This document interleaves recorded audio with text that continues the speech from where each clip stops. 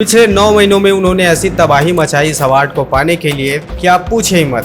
बार बार मांगने के बाद भी अमेरिकी राष्ट्रपति डोनाल्ड ट्रंप को नोबेल नहीं मिलना किसी फिल्म के क्लाइमेक्स जैसा रहा है। 20 साल से वेनेजुएला की तानाशाही सरकारों के जो खिलाफ है अपना आंदोलन लगातार चला रही है। वर्तमान राष्ट्रपति मादुरो ने पिछले साल मारिया के चुनाव लड़ने पर बैन लगा दिया था। पिछले साल अगस्त से जो मारिया है वो अंडरग्राउंड रहकर ही अपना काम कर रही है। चयन की जो प्रक्रिया होती है वो अल्फ्रेड नोबेल के आदर्शों पर अडिग रहती है। जो अल्फ्रेड नोबेल के आदर्श रहे हैं उसको देख करके ही किसी भी व्यक्ति को नोबेल पुरस्कार दिया जाता है। ट्रंप साहब ने बहुत अच्छी कोशिश की, लेकिन एक कोशिश करना भूल गए कि नोबेल प्राइज दिया जाता है, छीना नहीं जाता। सपना टूटना क्या होता है, आप यहाँ से थोड़ा किलोमीटर दूर जाके अमेरिका में पूछिए, जहाँ पे बैठे हैं एक सन की राष्ट्रपति जिनका नाम है डोनाल्ड ट्रंप। पिछले 9 महीनों में उन्होंने ऐसी तबाही मचाई इस अवार्ड को पाने के लिए कि आप पूछे ही मत।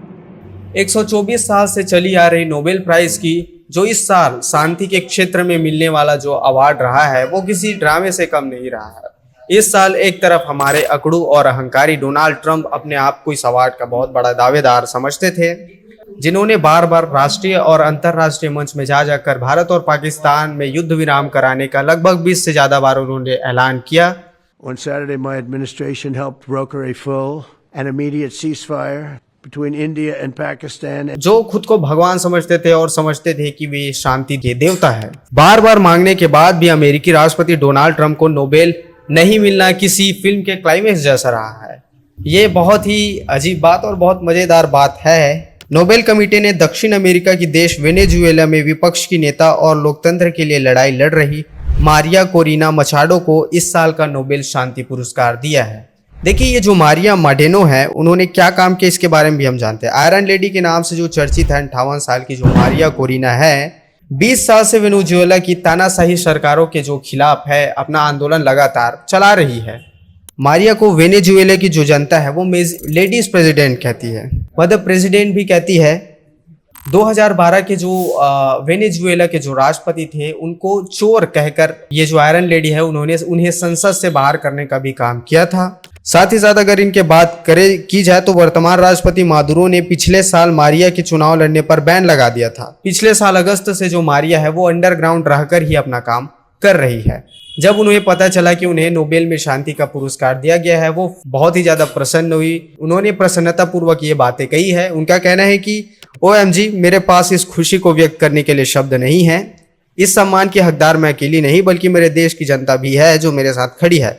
हम कामयाब होंगे। नोबेल पाने के बाद जो भावुक होकर मारिया ने बोली, ठीक है, साहसियों का सम्मान जरूरी है। अच्छा, नोबेल कमेटी किस तरीके से नोबेल को देती है इसके बारे में भी हमें जानना जरूरी है ताकि हम समझ सके कि जो नोबेल प्राइज मिलने की जो प्रक्रिया होती है वो किस प्रकार से होती है। राष्ट्रपति ट्रंप के नामांकन को लेकर संभावित दबाव पर नोबेल कमेटी के अध्यक्ष जो योर्गन फ्रेडनेस थे उन्होंने कहा कि जो चयन की जो प्रक्रिया होती है वो अल्फ्रेड नोबेल के आदर्शों पर अडिग रहती है। जो अल्फ्रेड नोबेल के आदर्श रहे हैं उसको देख करके ही किसी भी व्यक्ति को नोबेल पुरस्कार दिया जाता है। और जाहिर तौर पे इस पुरस्कार के क्षेत्र में डोनाल्ड ट्रंप का नाम मारिया कोरिना से पीछे रह गया। दुनिया भर में तमाशा करने के बाद राष्ट्रपति डोनाल्ड ट्रंप को नोबेल का पुरस्कार नहीं मिला।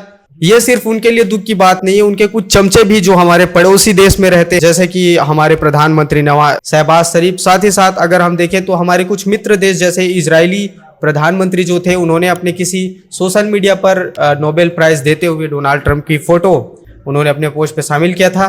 हैरान कर देने वाली बात यह है कि रूस के जो राष्ट्रपति हैं व्लादिमीर पुतिन, हमारे मित्र देशों में से एक जो व्लादिमीर पुतिन की जो रसिया देश है वहां पे भी एक चौंकाने वाली प्रतिक्रिया देखने को मिली। उन्होंने कहा है कि ट्रंप को नोबेल प्राइज न मिलना नोबेल प्राइज की जो स्तर है उसको गिराने जैसा है, ऐसा उन्होंने कुछ कोट किया था जो चौंकाने वाला है।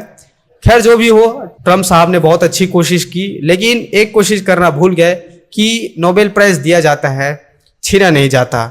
और शांति की जो बात आप कहते हो, शांति डरा धमका के नहीं दी जाती। शांति जो है वो शांति करने के लिए आपको डराने धमकाने की जरूरत नहीं होती। जो शांति का काम होता है वो लोगों को वैसे भी दिखाई देता है। तीसरी बात, नोबेल प्राइज कोई ऐसी प्राइज नहीं जिसके लिए आप दावेदारी प्रस्तुत करें।